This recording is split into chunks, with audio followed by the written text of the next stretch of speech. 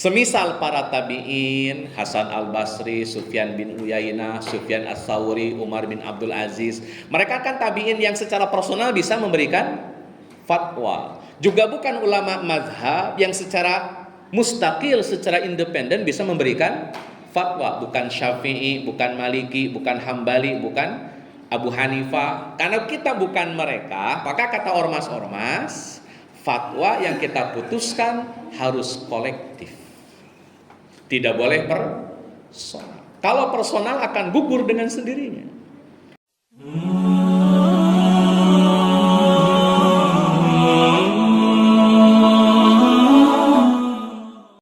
Assalamualaikum warahmatullahi wabarakatuh. Alhamdulillah, salatu wassalamu ala rasulillah. Asyhadu an la ilaha illallah wahdahu la syarika lah, wa asyhadu anna Muhammadan abduhu wa rasuluh allazi la nabiyya ba'dah. Allahumma salli ala sayyidina Muhammad wa ala alihi wa ashabihi ajma'in, amma ba'd. Hadirin khatiman rahimakumullah, bicara fatwa di Indonesia, maka kita akan bertemu dengan beberapa ormas yang memang terdepan dalam urusan fatwa. Misalkan dari Al-Irsyad ada komisi fatwanya, kemudian Muhammadiyah juga ada komisi fatwanya yang kita kenal dengan Majelis Tarjih, kemudian di NU ada Bahsul Masai, di Persis ada Dewan Hizbah. Ya, mereka kemudian memiliki otoritas secara penghakiman masyarakat itu, atau persetujuan masyarakat untuk memberikan fatwa, sehingga ya masing-masing ormas akhirnya punya kemampuan dan punya otoritas untuk memberikan fatwa. Di Indonesia sekarang bahkan tidak hanya lembaga, kadang personal pun, ya, semisal ustadz dan personal itu memiliki otoritas, kesannya memiliki otoritas untuk memberikan fatwa. Jadi tidak lagi bicara ormas, bahkan ustadz pun bisa memberikan fatwa. Dan sekarang ya, banyak yang kemudian tidak terafiliasi pada ormas, tidak terafiliasi pada gerakan dakwah, tapi kemudian rajin dan cukup intens untuk memberikan fatwa. Ini fenomena yang muncul di Indonesia terutama. Nah, nanti kita akan melacak sebetulnya esensi dari fatwa itu memang harus bagaimana? Apakah harus lembaga yang punya otoritas, atau cukup dengan ustadz yang memang memiliki kapasitas, sehingga kita akan lebih mudah untuk mengidentifikasi mana fatwa yang akan kita bisa terapkan dan mana fatwa yang ya untuk yang sementara ini ya kita tangguhkanlah dulu gitu. Itu nanti akan kembali kepada sekali lagi siapa yang punya otoritas dan kapasitas. Jadi ini penting, karena kalau seorang mufti atau yang memberikan fatwa tidak punya otoritas, ya nanti akan gagal dengan sendirinya, akan batal dengan sendirinya. Misal seorang pedagang, dia minta nasihat, minta arahan dari seorang petani. Ya secara latar belakang ekonomi saja sudah beda antara pedagang dengan petani. Atau seorang pakar astronomi gitu, dia harus minta nasihat, minta arahan kepada seorang kuli bangunan. Jadi ini jadi poin penting ketika memberikan otoritas, bertanya kepada orang yang tidak punya otoritas. Ini jadi persoalan. Nah, hadirin khatimah rahimakumullah, kalau zaman dulu saat para ulama misalkan mereka memahami Quran, memahami hadis, kemudian menemukan kasus-kasus tertentu yang kasus ini tidak secara langsung dijelaskan atau diselesaikan oleh Quran dan hadis, maka kasus ini membutuhkan fatwa yang sifatnya temporari, dinisbatkan kepada ulama, di mana fatwa itu kemudian ditanyakan. Contoh, di era Umar bin Khattab radhiyallahu an, atau inilah di era Nabi sajalah sallallahu alaihi wasallam, ada seorang sahabat namanya Khalid bin Walid radhiyallahu an, itu memakan ad-dabbu namanya. Dabbu itu kalau diterjemahkan dalam bahasa Indonesia artinya jadi kadal gurun, disingkatkan terus. Jadi istilah kadal sudah ada sebetulnya. Jadi kadal gurun itu namanya ad-dobbu. Ketika Khalid bin Walid makan dobbu, ada beberapa sahabat yang mengenitkan kening itu. Beneran ini dimakan itu. Kan dia sejenis kadal, sejenis biawak lah bahasa kita. Kata Khalid bin Walid, ya sudah, nanti tanyakan saja ke Nabi Sallallahu Alaihi Wasallam. Jadi dalam hal ini Khalid bin Walid sudah memberikan fatwa dengan memakan hewan bernama dobbu, atau beliau secara tidak langsung telah memfatwakan bahwa kadal gurun itu hukumnya halal dengan cara memakannya. Tapi kan itu fatwa sahabat, itu ijtihad sahabat bernama Khalid bin Walid. Maka tetap menunggu pihak legitimasi ya, yang memberikan legitimasi. Dalam ini ya Nabi Sallallahu Alaihi Wasallam. Maka masuklah satu event di mana Khalid bin Walid radhiyallahu an itu menyuguhkan dobbu di hadapan Nabi Sallallahu Alaihi Wasallam. Ketika hidangan daging sudah di hadapan Nabi, ada yang bisikin Rasul itu kadal gurun, itu dobbu, ad-dobbu. Maka yang tadinya Nabi mau makan itu nahan tangannya, kemudian Nabi diam, nggak makan. Khalid bin Walid yang memperhatikan Nabi kan agak gelisah, kok Nabi nggak ikutan makan. Kalau Nabi nggak makan berarti jangan-jangan hukumnya mana sih udah makan lagi. Jadi Khalid bin Walid berijtihad dan dia berfatwa di hadapan sahabat-sahabatnya bahwa dobbu itu makanan yang halal. Tapi ketika datang Nabi Sallallahu Alaihi Wasallam, kok Nabi nggak mau makan?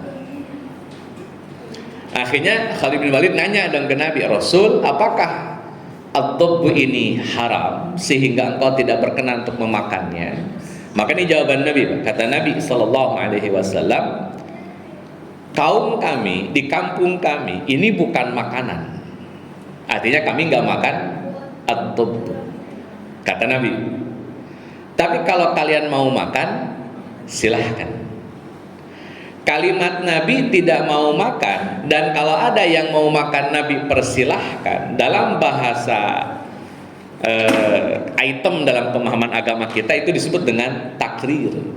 Takrir itu Nabi tidak menyampaikan, Nabi tidak melakukan, yang melakukan adalah sahabat, kemudian Nabi Shallallahu Alaihi Wasallam melegitimasi. Itu namanya takrir. Jadi takrir itu praktek sahabat yang diiyahkan oleh Nabi, gitulah simpel. Nah, karena Khalid bin Walid yang melakukan makan kadal gurun, terus Nabi memberikan izin, berarti itu masuk kategori takrir. Dan takrirnya Nabi berarti sah jadi pijakan hukum, sehingga hukum kadal gurun hukumnya halal. Jadi kalau Bapak Ibu jalan-jalan nanti ke Arab Saudi, boleh pesan kadal gurun. Katanya enak. Katanya ya bentuknya mirip-mirip kadal lah, cuman lebih gede gitu. Warnanya agak mirip-mirip dengan padang pasirnya, agak-agak krem-krem gimana gitu ya. Nah, hadirin khatimah rahimakumullah. Jadi fatwa sahabat tidak ada dalam nas haramnya dobbu, tidak ada dalam hadis haramnya dobbu. Maka Khalid bin Walid punya satu kesimpulan, al aslu fil asya al ibahah. Dasar pada sesuatu itu adalah mubah, boleh. Kecuali kalau ada dalil yang mengharamkan. Kalau sudah ada dalil yang mengharamkan, ad-dobbu itu haram, maka berhenti, tidak boleh kemudian dimakan. Nah, sepengetahuan Khalid bin Walid, di Quran nggak ada mengharamkan kadal, di hadis tidak ada mengharamkan ad-dobbu. Maka dalam kesimpulan Khalid bin Walid, ya berarti ad-dobbu halal, maka beliau makan. Tapi kan masih ada Nabi sebagai orang yang memiliki otoritas dan memiliki kapasitas. Maka ijtihad seorang Khalid bin Walid harus diverifikasi oleh Nabi, divalidasi oleh Nabi Sallallahu Alaihi Wasallam. Andai Nabi bilang haram, maka yang diambil halalnya Khalid atau haramnya Nabi? Yang diambil haramnya Nabi. Karena yang memiliki otoritas, memiliki kapasitas adalah Nabi Sallallahu Alaihi Wasallam. Selesai di Nabi itu. Kalau ada perbedaan pendapat, perbedaan paham, perbedaan fatwa, maka selesai di Nabi Sallallahu Alaihi Wasallam. Kalau Nabi sudah memutuskan, maka selesai. Makanya di dalam Al-Quran kan sampai disebutkan, "Fala wa rabbika la yu'minuna hatta yuhaqqimuka fima syajara bainahum. Jadi sudah, kalau nggak mau mengikuti keputusan Nabi itu masuk kategori ini tidak iman itu. Ya, kalau Nabi sudah bilang selesai. Nah hadirin khatimah rahimakumullah, itu ijtihad sahabat ketika Nabi masih ada, atau fatwa sahabat ketika nabinya masih ada. Sekarang nabinya sudah meninggal. Karena kalau ada nabi selesai itu urusan fatwa. Kita juga kalau masih ada Nabi Muhammad selesai ini urusan musik, urusan tahlil itu selesai itu kalau ada nabi. Cuman masalahnya kan tidak ada nabi. Idul Fitri, Idul Adha selesai itu urusannya tuh kalau ada nabi. Cuman kan masalahnya nggak ada nabi.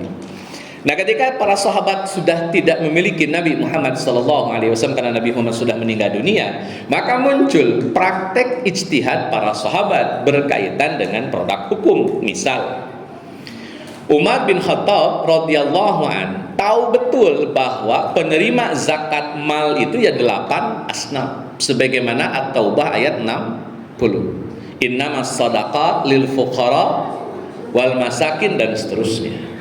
Termasuk di dalamnya ada mu'allaf. Mu'allaf itu orang yang, jadi definisi mu'allaf Pak di zaman Nabi ini satu, mu'allaf itu orang yang masih kafir tapi sedang diprospek masuk Islam, maka diiming-imingi dengan zakat, itu mu'allaf. Jadi belum bersyahadat. Yang kedua, mu'allaf itu sudah bersyahadat dan sedang memperdalam agama Islam, itu juga mu'allaf. Bahkan dalam penjelasan para ulama, di antara mu'allaf adalah pemimpin zalim, kita kasih zakat supaya tidak zalim, itu mu'allaf. Itu masuk kategori mu'allaf. Cuman kalau sekarang pemimpin zalim dikasih duit kayaknya malah jadi kesenangan. Agak repot kalau sekarang. Nah, ini format ini nih, mu'allaf itu. Di era Umar bin Khattab radhiyallahu an, mu'allaf itu harusnya kan menerima zakat. Di era Umar nggak dikasih zakat. Kata Umar, mu'allaf coret jadi penerima zakat. Wah, sahabat gelisah, ini masalahnya sudah ketentuan Quran. Kemudian Umar bin Khattab radhiyallahu anhu memfatwakan bahwa penerima zakat bernama mu'allaf dihapus. Kan ramai gelisah. Nah, ini kalau sekarang, wah ini sudah kufur terhadap ayat Quran, langsung begitu tuh. Tentunya orang kita nggak ada di zaman Umar. Kalau ada repot ini urusan ini. Dicoret dari penerima zakat. Alasan Umar bin Khattab radhiyallahu an kenapa mu'allaf tidak diberikan dana zakat, kata Umar bin Khattab, di zaman Nabi jumlah kaum muslimin terbatas, maka orang masuk Islam itu kegembiraan bagi orang Islam, karena kita gembira masuknya personil baru dan menguatnya barisan kaum muslimin dengan masuknya personil baru, maka personil baru ini harus disenangkan, harus dibahagiakan dengan memberikan zakat, sehingga yang personil baru ini, yang para mu'allaf ini nyaman dengan Islam. Dan memang kita butuh jumlah yang banyak waktu itu di zaman Nabi SAW. Di era Umar, kekuasaan sudah tembus Persia dan Syam, bahkan Mesir, sehingga umat Islam dalam jumlah yang sudah lebih banyak di zaman Nabi SAW. Di zaman Nabi ya Mekah, Madinah top. Di era Umar, Mesir, Kufah, Basrah, Syam. Artinya jauh lebih luas. Yaman, wah, udah luas lah kekuasaan Umar bin Khattab. Maka kata Umar bin Khattab, sekarang orang berbondong-bondong, bahkan mungkin kalau bahasa kerennya waiting list untuk masuk Islam. Saking Islam sudah stabil, saking Islam sudah kuat. Maka kata Umar bin Khattab, yang butuhkan bukan kita lagi sekarang, yang butuh adalah mereka. Artinya tanpa diberikan zakat pun akan banyak orang berbondong-bondong masuk Islam. Kalau zaman Nabi bisa jadi orang masuk Islam ada pertimbangan materi, bisa jadi. Ya ulang, bisa jadi di zaman Nabi orang masuk Islam karena pertimbangan materi, bukan karena pertimbangan kebenaran secara utuh gitu, bari terdorong oleh ya, sedikit dorongan materi lah gitu. Saya kasih perbandingan biar ini tidak jadi diksi yang problematis ya. Apakah betul di zaman Nabi orang-orang masuk Islam ada dorongan materinya? Contoh, ini mungkin lebih sejarah ya, nanti boleh dicek ketika perang Hunain. Pasca perang Hunain itu terjadi ada ungkapan yang kurang enak lah dari masyarakat kota Madinah. Kenapa? Karena setelah perang Hunain kan Nabi kan bagiin gonimah. Maka yang dapat gonimah paling banyak adalah orang-orang yang baru masuk Islam. 2.000 orang Mekah itu setelah Futuh Mekah masuk Islam. Yang 2.000 orang ini diajak jihad oleh Nabi, perang Hunain namanya. Selesai perang Hunain kan banyak ghanimah yang Nabi dapatkan. Maka prioritas penerima ghanimah adalah orang-orang yang baru masuk Islam. Abu Sufyan 100 onta, Muawiyah 100 onta, semuanya banyak 100 onta rata-rata. Kata orang Madinah, kok gini bagi-bagi? Kok kayaknya agak kurang pas ini. Tapi kalau dibilang nggak adil, ya Nabi dibilang adil kok begini gitu. Dan suara itu sampai kepada Nabi Sallallahu Alaihi Wasallam, sampai ke Nabi. Rasul, ada suara netizen komentarnya begini, mau ditanggepin apa biarin? Nabi awalnya diam sampai akhirnya kumpulin semua. Nah, kumpulinlah semua di sebuah tempat. Nabi pidato panjang lebar, intinya begini. Kenapa saya tidak ngasih kalian ghanimah dan memberikan kepada mereka ghanimah? Ini jawaban Nabi. Karena saya tahu iman kalian tidak butuh apa-apa selain iman. Sedangkan mereka yang baru masuk Islam, tidak hanya iman yang mereka butuhkan, tapi juga fulus. Maka berikan mereka fulus, dan kalian mendapatkan Muhammad dibawa pulang ke kota Madinah. Sampai kata Nabi, mau bawa pulang saya atau ghanimah yang kalian dapatkan? Kata orang-orang Ansor, Rasul saja yang kami bawa pulang. Gak apa-apa kami gak dapat ghanimah, yang penting Rasul ikut pulang.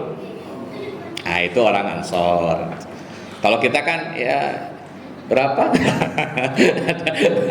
Oh kalau sekian, ambillah. Tapi kalau wah ini lumayan nih 271 ya, ambillah gitu ya. Kalau 271 misalkan. Nah hadirin Fatimah rahimakumullah, ini prinsip Umar bin Khattab radhiyallahu anhu. Itu fatwanya Umar. Bayangkan kalau Umar berfatwa demikian, yang mu'alaf tidak usah dikasih zakat, itu pasti dihukumi, wah ini melanggar Quran Sunnah ini.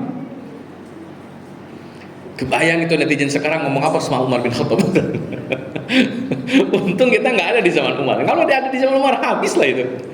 Jadi omongan-omongan kita ini lemes-lemes semua soalnya urusan fatwa begini.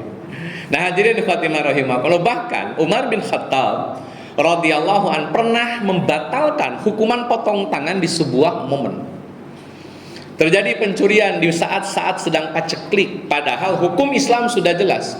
As-sariqu was-sariqatu faqta'u aydiyahuma. Pencuri laki-laki, pencuri perempuan, kalau mereka sudah mencuri maka potong tangannya, kan begitu. Itu jelas firman Allah, itu jelas ketetapan hukum Allah itu. Di era Umar ada pencurian, dilaporkan kepada Umar bin Khattab, disidang oleh Umar.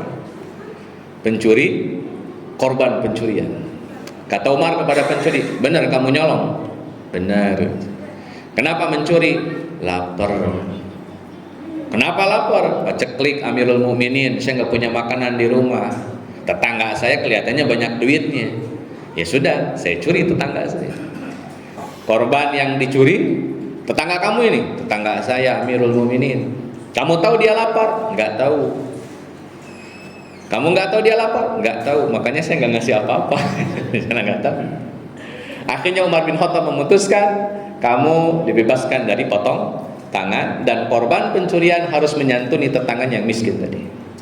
Itu hukum di zaman Umar. Maksudnya itu hukum fatwa yang diputuskan oleh Umar bin Khattab radhiyallahu anhu, yang mungkin dalam kacamata kita kok itu agak berbeda dengan Quran dan Sunnah. Tapi begitulah fatwa. Maka harus betul-betul punya otoritas dan punya kapasitas. Kalau tidak punya otoritas, tidak punya kapasitas, maka tidak boleh memberikan fatwa. Ketika seorang santri memposisikan sebagai kiai, sebelum dia berfatwa batal statusnya, karena dia santri, tapi seolah-olah jadi kiai. Ini batal sudah itu. Karena dia tidak punya otoritas, tidak punya kapasitas. Nah hadirin Fatimah rahimakumullah, maka ormas-ormas di Indonesia, karena tidak ada personal yang punya otoritas dan kapasitas semisal para sahabat, semisal para tabi'in, Hasan al-Basri, Sufyan bin Uyainah, Sufyan as-Sawri, Umar bin Abdul Aziz. Mereka kan tabi'in yang secara personal bisa memberikan fatwa. Juga bukan ulama mazhab yang secara mustaqil, secara independen bisa memberikan fatwa. Bukan Syafi'i, bukan Maliki, bukan Hambali, bukan Abu Hanifah. Karena kita bukan mereka, maka kata ormas-ormas, fatwa yang kita putuskan harus kolektif. Tidak boleh personal. Kalau personal akan gugur dengan sendirinya. Harus kolektif. Maka dibikinlah dewan. MUI, Komisi Fatwa MUI. Muhammadiyah, Majelis Tarjih. Isinya berapa orang? Sendirian atau kolektif? Kolektif. Dewan Hizbah kolektif, NU kolektif, Al-Irsyad kolektif. Semua komisi fatwa isinya akhirnya kolektif. Kenapa? Untuk meminimalisir kesalahan. Kenapa? Karena tidak ada personal, tidak ada person yang punya kapasitas seperti zaman Nabi, zaman sahabat, zaman tabi'in, zaman tabi'un tabi'in, sehingga harus kolektif untuk meminimalisir kesalahan.